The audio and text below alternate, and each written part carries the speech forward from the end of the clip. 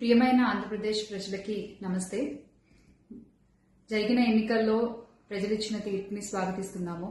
ఖచ్చితంగా ఈ క్షేత్ర స్థాయిలో జరిగినటువంటి ఎన్నికల్లో ప్రజలదే అంతిమ తీర్పు. మీ తీర్పుని ఖచ్చితంగా స్వాగతిస్తున్నాం, గౌరవిస్తున్నాను.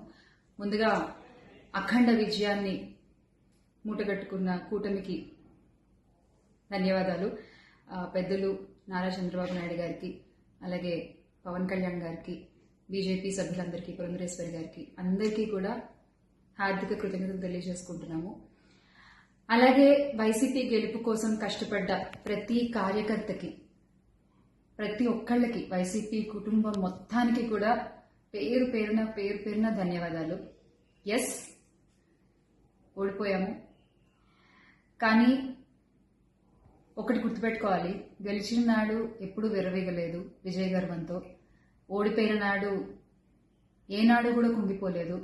అలాగే ఈసారి కూడా మన జగన్మోహన్ రెడ్డి గారు మరింత బలాన్ని పుంజుకుని మళ్ళీ ఖచ్చితంగా మీ అందరి సపోర్ట్తో మనందరం కలిసి జగనన్నతో నడిస్తే ఖచ్చితంగా మళ్ళీ ఒక మంచి ప్రభుత్వంగా మనం ఏర్పాటవుతాము. దేవుడిపై నమ్మకం ఉంచి ప్రజలకి మంచి జరగాలని కోరుకుంటూ, ఎస్, ఎప్పటికీ జగనన్నతోనే అందరం కలిసి నడుద్దాము, మంచి చేద్దాం. ఏదైనా ప్రజలకి మంచి జరగడం ముఖ్యం. ఈ 5 ఏళ్లు కూడా ఆంధ్రప్రదేశ్కి ఎంత మంచి జరగాలో అంత మంచి జరగాలని మనస్ఫూర్తిగా కోరుకుంటున్నాను. జై వైసీపీ, జై జగన్. థ్రెటనింగ్ కాల్స్ గురించి వచ్చేసరికి, ఎస్, చాలా కాల్స్ వస్తున్నాయి, చాలా బెదిరిస్తున్నారు.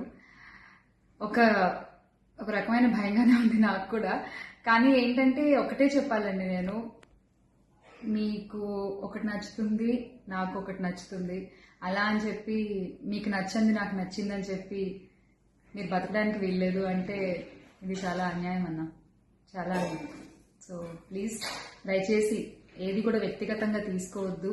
నేను వ్యక్తిగతంగా ఎవరిపైన విమర్శలు చేయలేదు, చెయ్యను కూడా. ఎప్పటికీ నాకు చాలా గౌరవం. ఎవరన్నా కూడా వ్యక్తిగత విమర్శలు ఏవి ఎప్పుడు చేయలేదు, చేయని మళ్ళీ చెప్తున్నాను. సో దయచేసి మీరు కూడా ఏది పర్సనల్గా తీసుకోవద్దు. ఎస్, ఒక పార్టీని గెలిపించేటువంటి ప్రయత్నంలో నేను ఎంత చేయాలో అంతా చేశాను, ఉన్నదే చెప్పాను, లేనిది ఎక్కడా మాట్లాడలేదు. దయచేసి దాన్ని అర్థం చేసుకుంటారని కోరుకుంటున్నాను.